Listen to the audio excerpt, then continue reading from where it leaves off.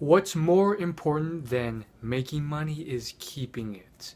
If you don't know, there's tons and tons of stories almost every year of people who make $1 million and then lose it all. This is why a lot of lottery winners go back to where they were a few years after they made their money. So this is a very important topic, and I just want to illustrate it with a few stories and examples, very recent ones, just to show you how important it is. And then I'm going to point you to a few things that you can do to learn about how you can preserve and keep your money. So the first example is a man named James Altucher. Now, I will leave a link in the description of this video to the actual interview where he talks about this. But essentially what occurred was he started a business that ended up being sold for around $10 million.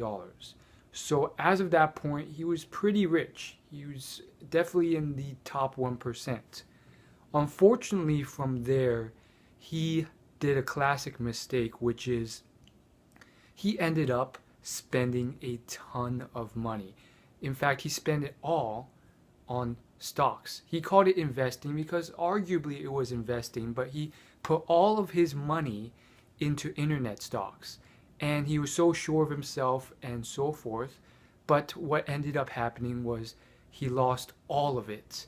And that scarred him for several years.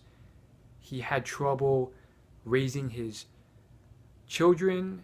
He had trouble paying for his father's hospital bills. He ended up moving way out of the city to pay for rent. It was atrocious, and because he let that haunt him, which is another thing that's more along the psychological aspect of things, but as far as that went, he let those things haunt him, and he let wealth define his sense of worth to the point where he's too ashamed to ask for work or help from his peers. So don't let any of this happen to you, or you could end up in a very similar situation.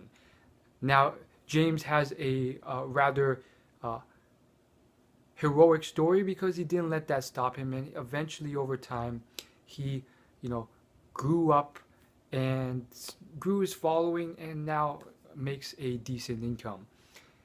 Another great story, another recent one too, is by the name of Calum Mirza.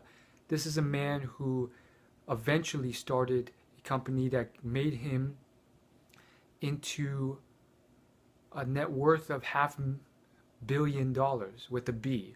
He was worth about $500 million. Now, the problem was once he got there, and let me just tell you, his journey there was not easy. He ended up failing on 11 businesses. It took him many years. A ton of people verbally abused him and told him that he would never succeed. But then one day, someone went up to him and said, "Man, you failed at 11 businesses and you're still going at it. You're going to succeed one day." And that allowed him to succeed, and he made that money. Unfortunately, he was not educated in financial knowledge. And it's rather unfortunate. It's one of the underlying tones to all the content I release, which is financial education. And because he wasn't educated in this, and this is one of the big reasons why I cover it in a lot of my content, is because it's very, very important, and yet schools don't teach it, which screws you over in the long run. When he made that money, he lost a ton of it because he didn't know how to control his spending. He spent tons, and it really screwed him over time and time again as he was making more money. So, long story short, financial knowledge is important. You have to learn how to manage, grow, and keep the money that you have, no matter how much you make. This is why people like Mike Tyson went bankrupt, or 50 Cent went bankrupt, even though they're worth $50 million. So how exactly can you start managing and growing your income? It's not as hard as it may seem. In fact, there's a very simple golden rule, the first of which is just spend a lot less than you make. Now, depending on how you made that money, there's different ways of working on it. There's this great book called The Thin Green Line, and it talks about how you can preserve and spend based off how you made your money. If you inherited it or you have a lump sum from some event, like you sold a company or you won the lottery, that puts you in the dissipator category because you can't really make that back again, and you have to know how to ration that out over the rest of your lifetime.